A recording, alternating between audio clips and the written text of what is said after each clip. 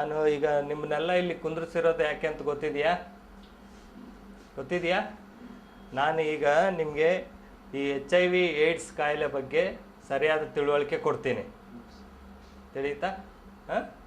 ಯಾಕಂದರೆ ನೀವು ಎಲ್ಲರೂ ಏನು ತಿಳ್ಕೊಂಡಿರಿ, ಏಡ್ಸ್ ಅಂದ ತಕ್ಷಣ ಇದೊಂದು ದೊಡ್ಡ ಭೂತ ಅಂತ ತಿಳ್ಕೊಂಡ್ಬಿಟ್ಟಿದ್ದೀರಿ, ಹೌದಾ?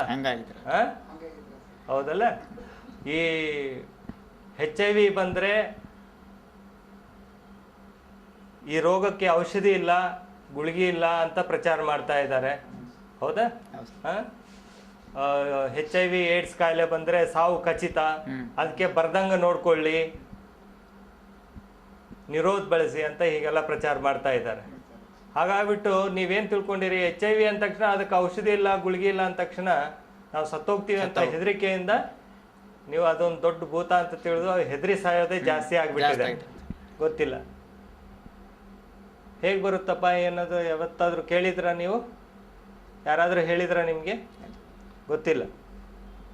ನೀವು ಹೇಳ್ತೀರಮ್ಮ? ನೀವು ಹೇಳ್ತೀರಾ? 3 ವಿಧಾನದಿಂದ ಬರುತ್ತೆ ಅಂತ ಹೇಳಿದ್ದಾರೆ ಸರ್. ಹಾಂ, ಯಾವ್ದು ವಿಧ? ಒಂದನೇ ವಿಧಾನ HIV ಈ ವೈರಾಣುಗಳು ಇರೋರು ಕೂಡ ನಾವು ಸಂಪರ್ಕ ಮಾಡಿದೀವಿ ಅಂದ್ರೆ ಅದು ಬರುತ್ತೆ. ಅನಂತರ ಈ ಕ್ಷೌರ ಆ ಥರ ಇದು ಮಾಡಿಸ್ತಾರಲ್ಲ ಸರ್, ಒಂದೇ ಬ್ಲೇಡ್ ಹಾಕಿ ಮಾಡಿಸೋದ್ರಿಂದ ಬರ್ತೈತೆ ಅಂತ ಹೇಳ್ತಾರೆ ಸರ್. ಓಕೆ. ಅನಂತರ ಇನ್ನೊಂದು ಸಿರಂಜ್. ಅವ್ರು ಏನು ಹೇಳ್ತಾರೆ ಅಂದರೆ 3 ವಿಧದಿಂದ ಬರುತ್ತೆ ಅಂತ ಹೇಳಿದರು. ಮೊದಲನೇದಾಗಿ ಲೈಂಗಿಕ ಸಂಪರ್ಕ ಮಾಡೋದ್ರಿಂದ, ಅಂದರೆ ಒಬ್ಬರಿಗೆ HIV ಕಾಯಿಲೆ ಇದ್ದರೆ ಅವ್ರ ಜೊತೆ ಲೈಂಗಿಕ ಸಂಪರ್ಕ ಮಾಡಿದ್ರೆ ಇನ್ನೊಬ್ಬರಿಗೆ ಬರುತ್ತೆ ಅಂತ. ಯಾವುದೇ ವಿಧವಾದ ಲೈಂಗಿಕ ಸಂಪರ್ಕ ಇರಬಹುದು, ಸಲಿಂಗ ಕಾಮೆ ಮಾಡೋವ್ರಿಗೂ ಬರ್ತದೆ, ದ್ವಿಲಿಂಗ ಕಾಮೆ ಮಾಡೋದಂಥವ್ರಿಗೂ ಬರುತ್ತೆ. ಇದು ಅರ್ಥ ಆಯ್ತಲ್ಲ? ಒಬ್ಬರು ರಕ್ತ ಒಬ್ಬರು ಕೂಡೋದ್ರಿಂದ ಇದು ಬರುತ್ತೆ. 100ಕ್ಕೆ 90 ಭಾಗ ಇದು ಈ ಲೈಂಗಿಕ ಸಂಪರ್ಕದಿಂದ ಬರೋದ್ರಿಂದ ಇದನ್ನು ತಡೆಗಟ್ಟೋದಕ್ಕೆ ನಿರೋಧ ಬಳಸ್ರಿ ಅಂತೇಳಿ ಪ್ರಚಾರ ಮಾಡ್ತಾರೆ. ಬೇರೆ ಬೇರೆ ರೀತಿಯಿಂದ ಬರ್ಬೋದು. ಅವ್ರು ಹೇಳಿದರು ಸಿರಿಂಜು, ಅಂದರೆ ಸಿರಿಂಜಿಂದ ಅಲ್ಲ, ಸಿರಿಂಜಿಗೆ ಬಳಸೋ ಸೂಜಿಯಿಂದ. ಈಗ HIV ಪೇಷಂಟಿಗೆ ಸೂಜಿ ಕೊಟ್ಟಿರೋ ಸೂಜಿಲೇ ನಿಮಗೆ ಸೂಜಿ ಮಾಡಿದ್ರೆ ಅದು ಬರೋ ಸಾಧ್ಯತೆ ಇರ್ತದೆ.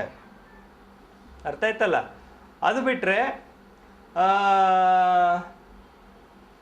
ಇನ್ನೊಂದು ಅವ್ರು ಹೇಳಿದರು, ಇದು ದಾಡಿ ಮಾಡಿಸೋದ್ರಿಂದ, ಅಂದರೆ ಶೇವಿಂಗ್ ಮಾಡ್ತೀರಿ, ಅಂದರೆ HIV ಪೇಷಂಟ್ಗೆ ದಾಡಿ ಮಾಡಿದರೆ ಅದೇ ಬ್ಲೇಡನ್ನು ಬಳಸಿ ಇನ್ನೊಬ್ಬರಿಗೆ ಮಾಡಿದ್ರೆ ಅದಕ್ಕೆ ರಕ್ತ ಹತ್ತಿದ್ರೆ ನಿಮಗೆ ಅದು ಹತ್ಕೊಂಡು ಬರೋ ಸಾಧ್ಯತೆ ಇರುತ್ತೆ ಅಂತೇಳಿ.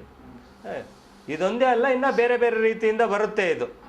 ರಕ್ತ ತಗೊಂಡ್ರೆ ಈಗ ಏನಾಗ್ತದೆ, ನೀವು ಎಲ್ಲಾದರೂ ಹೋಗಿ ರಕ್ತ ತಗೋತೀರ, ರಕ್ತ ತಗೊಂಡ್ರೆ ಆ ರಕ್ತದಲ್ಲಿ ರಿಪೋರ್ಟ್ ಏನೋ HIV ಇಲ್ಲ ಅಂತ ಬಂದಿರ್ಬೋದು ಅಲ್ಲಿ ಕೊಡ್ಬೇಕಾದ್ರೆ. ಬಟ್ ಏನಂದ್ರೆ ಒಂದೊಂದು ಸಾರಿ ಅದು ವಿಂಡೋ ಪೀರಿಯಡ್ ಅಂತ ಹೇಳ್ತೀವಿ, ಅಂದರೆ ಆ ರಕ್ತದಲ್ಲಿ HIV ರೋಗಾಣು ಇರುತ್ತೆ, ಆದರೆ ಕೆಲವೆಲ್ಲ ಟೆಸ್ಟ್ಗಳು ನೆಗೆಟಿವ್ ಇರ್ತದೆ. ಈ ಟ್ರೈಡಾಟು, ಡಿಟರ್ಮೈನು, ಮತ್ತು ವೆಸ್ಟರ್ನ್ ಬ್ಲಾಟು, ಎಲೈಸಾ ಟೆಸ್ಟು ಇವೆಲ್ಲ ನೆಗೆಟಿವ್ ಇರ್ತವೆ.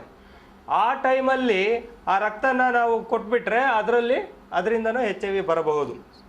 ಮತ್ತು ತಾಯಿ ಗರ್ಭದಲ್ಲಿರೋ ಅಂಥ ಶಿಶುವಿಗೆ ಬರೋ ಸಾಧ್ಯತೆ ಇರುತ್ತೆ.